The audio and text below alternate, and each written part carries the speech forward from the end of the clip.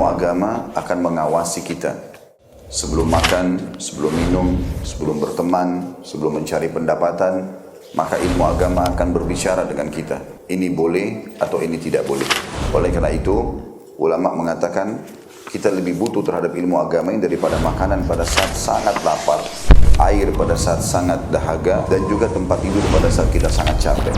Ghazwa TV, media dakwah masa kini. Bismillahirrahmanirrahim. Assalamualaikum warahmatullahi wabarakatuh. Alhamdulillah, bini'matihi tatimmus salihat. Alhamdulillahilladzi khalaqana wa ja'alana minal muslimina wal mu'minin. Alhamdulillahilladzi yassara lana kulla hadhihi min muhtiyajatina fid dunya wa fil akhirah. Alhamdulillahilladzi waffaqana ala ni'matil Islam wa ala ni'matil iman wa ala ni'mati dunya wal akhirah. Alhamdulillahilladzi waffaqana ala ni'mati talabatil ilm, ala ni'mati talabil ilm. Nahmaduhu wa nasta'inuhu wa nastaghfiruh. Allahumma fasalli wa sallim wa barik ala habibina al-karim Muhammad ibn Abdullah al-mab'uth rahmatan lil alamin. Amma ba'd, alhamdulillah, puji dan syukur kita ucapkan kepada Allah Subhanahu wa taala.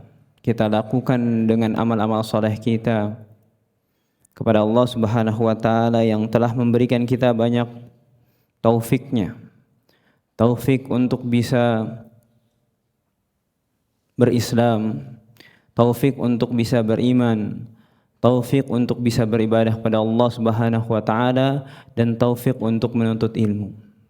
Karena Allah, ikhwas sekalian, rahimani wa rahimakumullah, tanpa taufik Allah Subhanahu wa taala, ya, tidak akan bisa kita sampai di sini.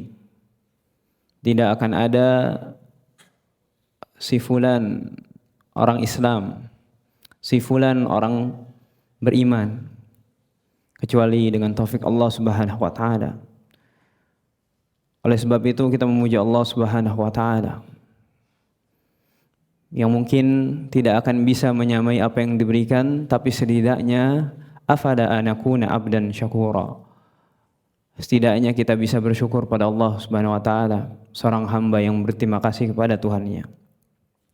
Selawat serta salam senantiasa tercurah dan terlimpah kepada junjungan kita Nabi Muhammad sallallahu alaihi wasallam yang telah diutus oleh Allah Subhanahu wa taala sebagai rahmat bagi sekalian alam, dengan mengajarkan kebaikan yang sampai kepada kita dalam bentuk sunnah-sunnahnya. Ya, semoga kita dan beliau dikumpulkan di hari akhir nanti, dan semoga Allah memberikan kita taufik untuk bisa mengikuti sunnah-sunnahnya, bukan hanya sekedar tahu, tapi juga mempraktekannya, insyaallah. Waghfirullah rahimani wa rahimakumullah.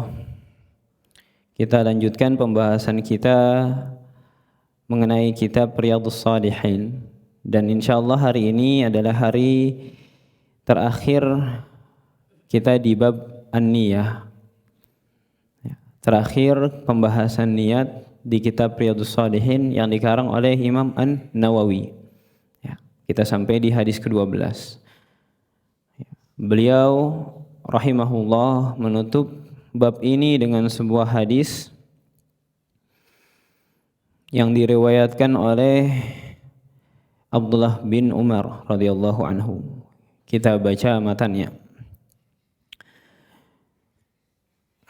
Berkata muallif rahimahullah, wa an Abi Abdurrahman Abdullah bin Umar bin Khattab radhiyallahu anhu qala sami'tu Rasulullah sallallahu alaihi wasallam yaqul. Dari Abu Abdurrahman Abdullah bin Umar ibn al-Khattab radhiyallahu anhuma. Ya. Sebagaimana yang sempat kita singgung sebelumnya bahwasanya kalau disebutkan radhiyallahu anhuma berarti ada dua orang yang didoakan mendapat ridha Allah Subhanahu wa taala. Ya, seperti Abdullah bin Abbas sebelumnya, maka di sini Abdullah bin Umar juga mendapat sematan radhiyallahu anhuma. Karena yang didoakan di sini adalah Abdullah itu sendiri dengan Umar ibnul Khattab. Walaupun tidak sampai ke Al-Khattab, karena Al-Khattab wafat dalam keadaan tidak beriman. Qala sami'tu Rasulullah sallallahu alaihi wasallam, beliau berkata, Ibnu Umar berkata atau Abdullah bin Umar berkata, aku mendengar Rasulullah sallallahu alaihi wasallam bersabda, intalaqa thalathatu nafarin mimman kana qablakum hatta awahumul mabitu ila ghari fadakhaluhu fanhadarat sakhratun minal jabal fasaddat alaihimul ghar فقالوا إنه لا ينجيكم من هذه الصخرة إلا أن تدعوا الله تعالى بصالح أعمالكم. Ya. Dahulu ada 3 orang dari umat sebelum kalian, kata Rasulullah SAW. Ketika malam tiba, mereka terpaksa mabit atau bermalam di sebuah gua. Lalu mereka masuk ke dalamnya. Tiba-tiba sebuah batu yang besar meluncur turun dari gunung dan menutup pintu gua mereka. Jadi kita bisa bayangkan latar belakang kisahnya. Mereka sedang dalam perjalanan dan mereka mabit atau bermalam di sebuah gua. Ya. Lalu guanya tertutup oleh satu batu yang besar. Maka mereka saling berkata, sesungguhnya tidak ada yang dapat menyelamatkan kalian dari batu besar ini selain kalian berdoa kepada Allah Ta'ala dengan menyebut amal soleh kalian. Ya. Faqala rajulun minhum, Allahumma kana li abawani shaykhani kabiran wa kuntu la aghbiku qablahuma ahlan wa malan fana'a bi talabu syajar يوما فلم أرح عليهما حتى ناما فحلبت لهما غبوقهما فوجدتهما نائمين فكرهت أن أوقظهما وأن أغبط قبلهما أهلا ولا مالا فلبثت والقدح على يدي أنتظر استيقاظهما حتى برق الفجر wasibiyatu yatadaghawna inda qadami fastayqadha fashariba ghabuqahuma. Salah seorang dari mereka, karena disebutkan ada 3 orang, dia mengatakan amal solehnya, mengungkapkan amal solehnya, beliau mengatakan apa? Ya Allah, dulu aku mempunyai kedua orang tua yang sudah tua renta. Aku tidak pernah memberikan minuman malam kepada keluarga maupun budakku sebelum keduanya. Jadi orang tuanya didahulukan daripada siapapun yang mempunyai relasi dua, baik itu keluarga ataupun hartanya. Ya. Karena ketika hukum perbudakan itu diterapkan, walaupun manusia sekalipun dianggap sebagai benda. Maka di sini disebutkan ahlan wala malan, keluarga maupun kepunyaan atau bendaku. Ya. Jadi dan orang ini baik, dia biasanya ngasih, tapi selalu didulukan siapa? Orang tuanya. Pada suatu hari, aku pergi mencari kayu dan kebutuhan hingga pulang terlambat. Sehingga ketika aku tiba, keduanya telah tidur. Orang tuanya yang tadi syekhon atau sudah tua, mereka sudah tidur. Lalu aku memerah susu untuk minuman malam mereka, namun aku mendapati keduanya sedang tidur. Aku tidak tega membangunkan mereka dan juga tidak mau mendahulukan keluargaku atau budakku atau hartaku sebelum keduanya. Ya. Jadi ada konflik of interest, ya, konflik kepentingan. kepentingan apakah dia harus memberikan orang tuanya yang sudah biasa dia lakukan, atau dia kasih keluarganya, atau budak-budaknya, atau peliharaannya juga. Maka aku tetap berdiri sambil memegang wadah susu di tanganku, menunggu keduanya bangun hingga terbit fajar. Sementara anak-anakku menangis kelaparan di dekat kakiku. Jadi minta susu ya. Setelah keduanya bangun, mereka pun meminum minuman malam mereka. Jadi baru diminum tadi paginya, dan semalaman itu orang tersebut, orang ini yang berdoa ini, dia berdiri untuk menunggu bangunnya kedua orang tua. Lalu dia mengatakan, Allahumma in kuntu fa'altu dzalika ibtigha'a wajhika fafarrij 'anna ma nahnu fihi min hadhihi as-sakhrah fanfarajat syai'an la yastati'una al-khuruj minha. Maka dia mengatakan, ya Allah, jika aku melakukan hal itu semata-mata untuk mengharap wajahmu, keridhaanmu ya Allah, maka lepaskanlah kami dari kesulitan yang kami alami akibat batu ini. Maka batu itu pun bergeser sedikit, namun mereka masih belum dapat keluar. Jadi dengan dia mengungkapkan amal solehnya dan dia berdoa kepada Allah Subhanahu wa taala, maka batunya bergeser. Wallahu ta'ala apa sebabnya, tapi bergeser. Karena Allah Subhanahu wa taala bisa berkehendak dengan segala sesuatunya dengan atau tanpa sebab. Ya. Contoh misalnya kelahiran kita di muka bumi sebabnya kedua orang tua kita.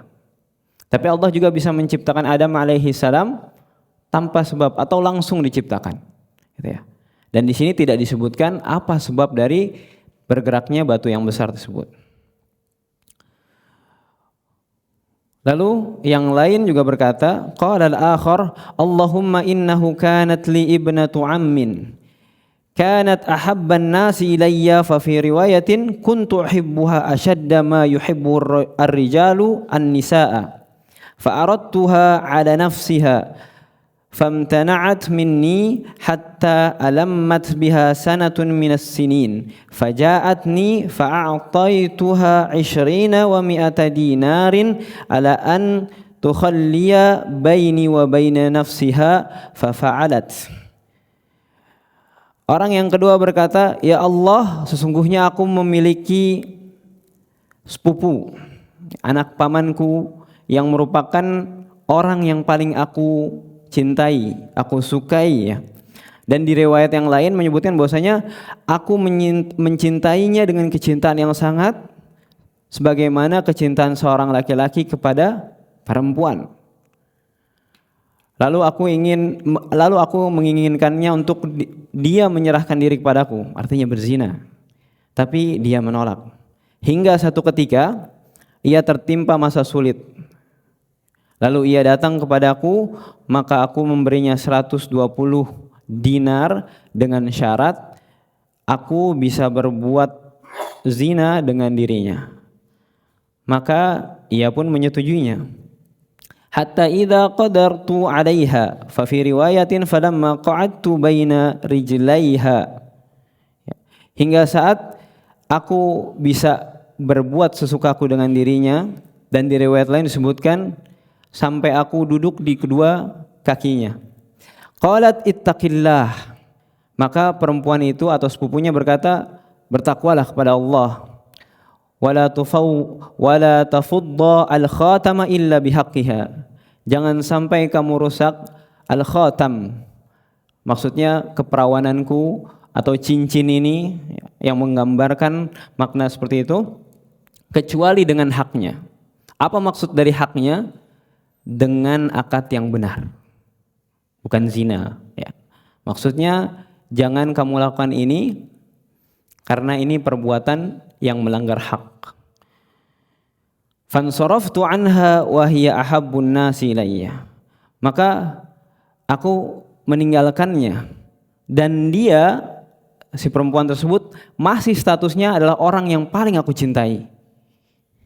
Wa taraktu adh-dhahaba alladhi a'taituhu. Dan aku juga meninggalkan emas yang aku berikan kepadanya. Allahumma in kuntu fa'altu dzalika ibtigha'a wajhika fafruj 'anna ma nahnu fihi wan farajatis sakhratu ghaira annahum la yastati'una al-khuruj minha. Maka dia berkata, ya Allah, seandainya perbuatan ini yang aku tinggalkan ini adalah untuk mencari wajahmu, maka bukalah dari kami permasalahan ini. Maka sedikit lagi batu itu bergeser. Akan tetapi masih belum bisa keluar. Lalu orang yang terakhir mengatakan, faqala ats-tsalitsu Allahumma inni ista'jartu ujara'a. Ya Allah, dulu aku pernah menyewa pegawai-pegawai. Wa a'taituhum ajrahum, dan aku memberikan mereka semua gaji mereka, bayaran mereka. Tapi ujara di sini bukan budak ya. Kalau budak nggak ada gajinya. Tapi kalau seandainya orang yang disewa, berarti harus bayar. Ghairu rajulin wahidin tarakal ladzi lahu wa dhahab. Kecuali ada satu orang yang dia meninggalkan haknya dan dia pergi. Fathammartuhu ajrahu hatta kathura minhul amwal. Lalu aku kembangkan hartanya sampai hartanya itu menjadi banyak. Faja'ani ba'dahin. Lalu setelah berapa lama dia datang kepadaku. Faqala ya Abdullah adda ilayya ajri. Wahai hamba Allah, tolong berikan gajiku, berikan ujrahku. Faqultu kullu ma tara min ajrik. Lalu aku bilang, semua yang kamu lihat, harta-harta ini, ya hasil pengembangan dari harta yang sebelumnya adalah ujrahmu atau gajimu. Minal ibil wal baqari wal ghanam wal raqiq. Dari unta-unta, dari sapi, dari kambing, juga dari budak-budak, ini adalah hasil dari ujrahmu atau gajimu. Fa akhadha kullahu. Maka orang itu mengambil semuanya. Fastaqahu, lalu meninggalkannya. Falam yatruk minhu syai'a, dan orang itu tidak menyisakan sedikit pun untuk orang yang mengembangkan. Lalu orang ini berdoa, Allahumma in kunta fa'altu dzalika ibtigha'a wajhik fafruj 'anna ma nahnu fihi fanfarajatis sakhratu fakharaju yamshun. Maka dia berkata, Allahumma ya Allah, kalau seandainya aku telah melakukan itu untuk wajahmu, maka bukakanlah untuk kami jalan keluar. Lalu batu itu pun terbuka, maka mereka keluar dari gua tersebut. Inilah hadis yang azim, yang mungkin dari kita sudah sering mendengarnya atau mendengar sebagian dari kisahnya dari tiga orang ini. Syekh Utsaimin mengatakan fi hadzal hadis minal fawaid wal ibar. Di dalam hadis ini terdapat banyak sekali faidah-faidah dan ibrah-ibrah. Ya, bagaimana beliau mengatakan fadilatu birril walidain. Keutamaan menolong orang tua, wa annahu min a'malis salihah allati tufarriju bihal kurbat wa tuzalu bihadz dzulumat. Ya. Ini adalah salah satu amal soleh yang bisa menghilangkan musibah-musibah, ya, dan keadaan-keadaan yang tidak kita inginkan. Wa fihi fadilatul iffatu aniz zina. Dan di dalam hadis ini juga ada keutamaan meninggalkan atau menjaga diri dari perbuatan zina. Wa anal insana idza affa aniz zina ma'a qudratihi alaihi fa inna dzalika min afdalil a'mal. Dan seseorang jika dia mampu untuk berzina dan dia tinggalkan, sesungguhnya adalah salah satu amal yang paling utama. Wa qad thabata 'ani Nabi sallallahu alaihi wasallam anna hadza min as-sab'ati alladhi yadhilluhumullah fi dhilli yauma la dhilla illa dhilluh. Dan ini adalah perwujudan dari firman sabda Rasulullah SAW yang mana beliau menyabdakan bahwasanya ada 7 golongan yang Allah naungi di hari di mana tidak ada naungan selain naungan Allah Subhanahu wa taala. Salah satunya adalah rajulun da'athu imra'atun dzata mansibin wa jamalin faqala inni akhafullah. Ya. Salah satunya adalah seorang pria yang diundang atau diajak berzina oleh seorang perempuan yang mempunyai kedudukan dan kecantikan, maka dia berkata, inni akhafullah.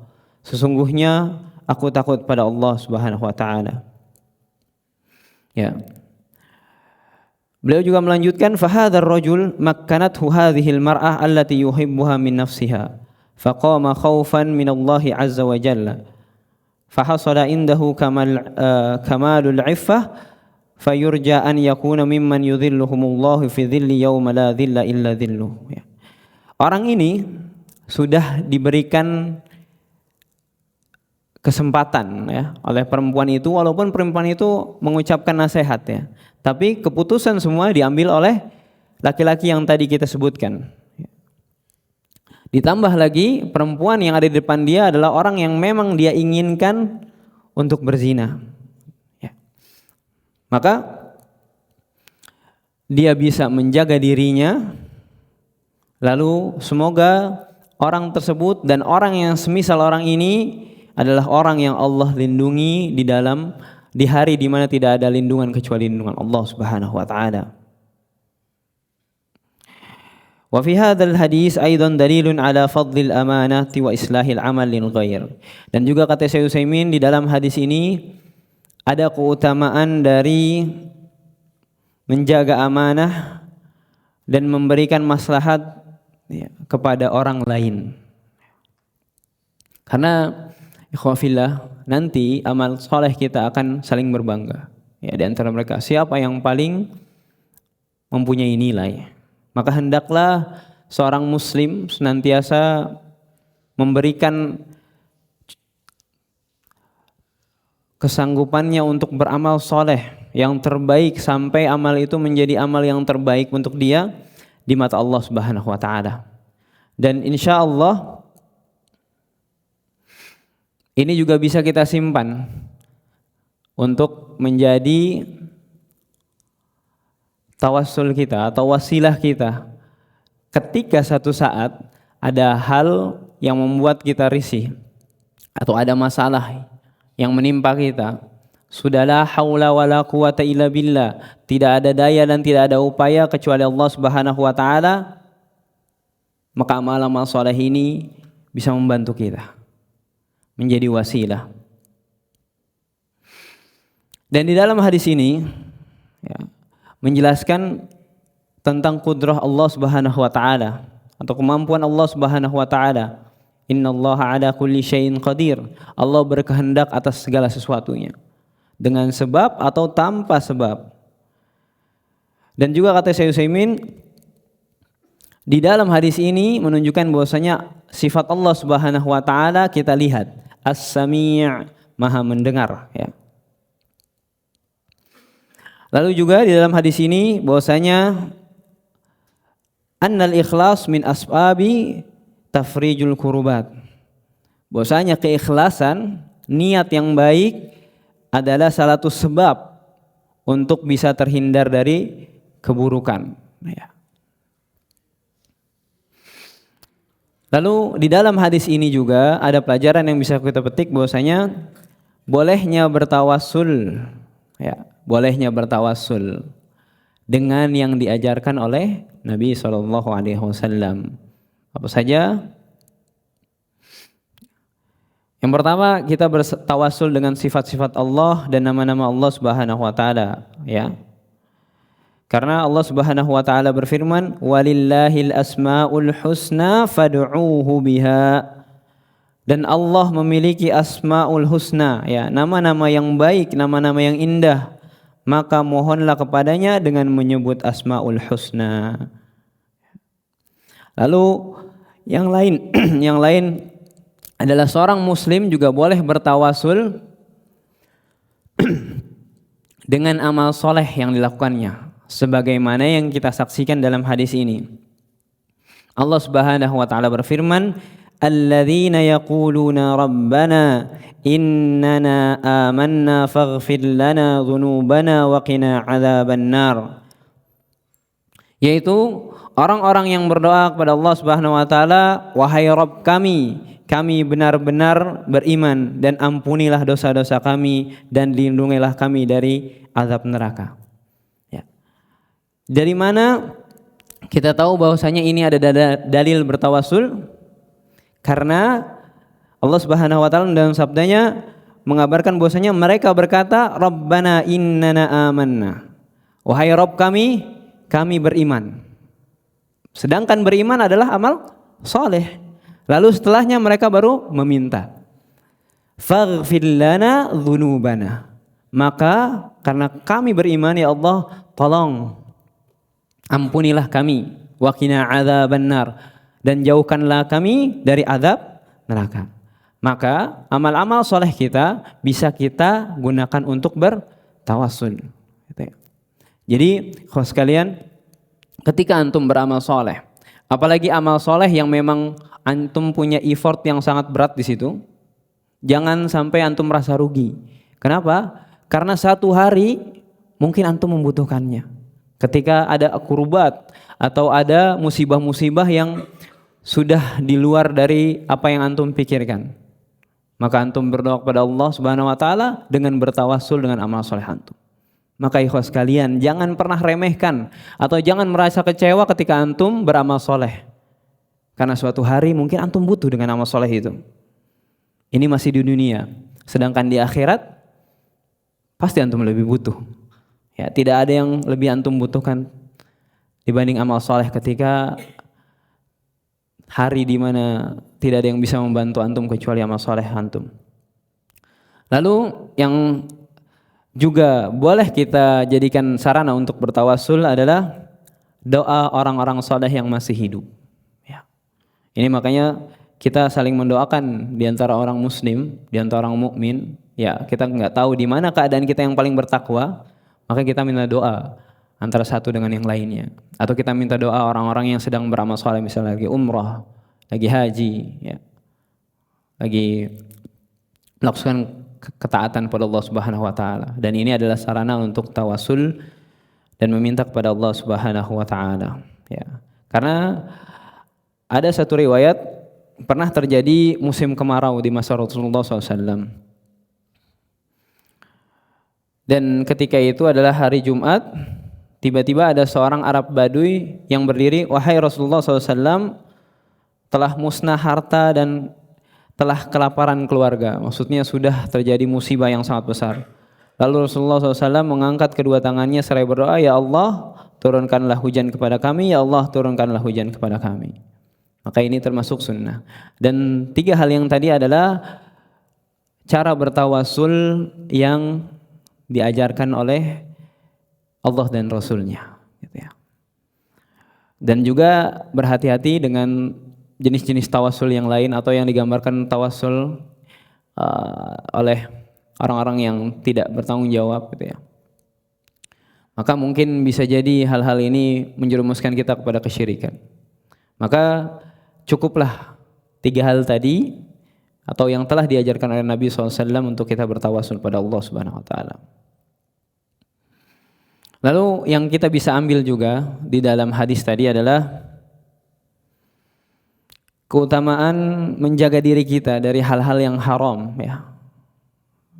Tadi dari zina, dari menyia-nyiakan amanah, dari tidak berbakti kepada orang tua, serta merasa takut kepada Allah Subhanahu wa taala dari maksiat-maksiat yang kita lakukan. Lalu juga ada pelajaran yang kita bisa ambil dari hadis tadi adalah jangan tamak, ya. Jangan tamak ketika kita punya kesempatan besar untuk mengambil keuntungan duniawi, ya. Karena mungkin bisa jadi secara dunia kita rugi, ya. Orang yang tadi telah mengembangkan harta titipan, dia secara waktu mungkin rugi, tapi amal solehnya ini bisa menyelamatkan dia di saat-saat dia sangat membutuhkannya. Dan jangan pernah kecewa dengan hal itu, karena itu akan kita bisa gunakan di kesempatan-kesempatan yang mungkin kita tidak pernah memikirkannya, dalam arti dalam musibah-musibah yang akan menimpa kita. Maka ikhwas sekalian,